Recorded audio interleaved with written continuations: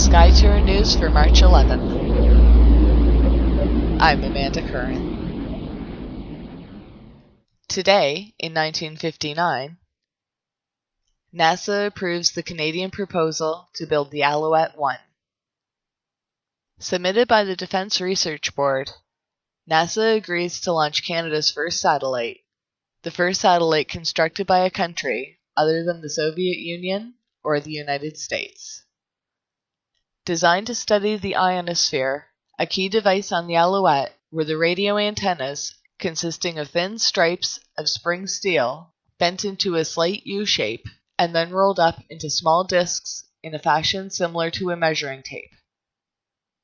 When triggered, the rotation of the satellite created enough centrifugal force to pull the disc away from the spacecraft body, and the shaping of the metal caused it to unwind into a long spiral. The result was a stiff, circular cross-section antenna known as a stem for Storable Tubular Extendable Member. It launched September 29, 1962, where it lasted for 10 years before the satellite was deliberately switched off on the 30th of September 1972. The satellite still remains in orbit, and in 1966, it was estimated that the Alouette 1 would remain in orbit for 1,000 years.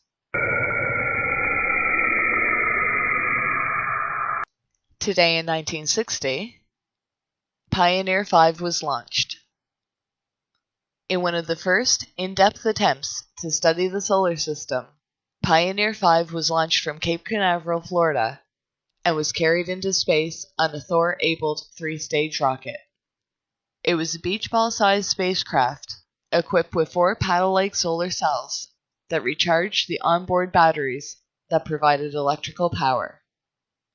Pioneer 5 entered the orbit around the Sun between Earth and Venus and provided invaluable new data on interplanetary space, including measurements of magnetic fields, cosmic radiation, electrical fields, and micrometeorites.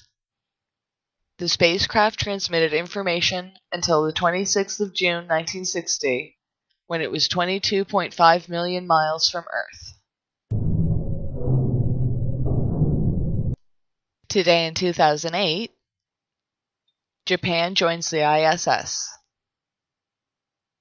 The Japanese experiment module, JEM, nicknamed Kibo, meaning hope, joined the ISS, and consisting of 6 major elements, it has become the largest single Japanese science module aboard the ISS.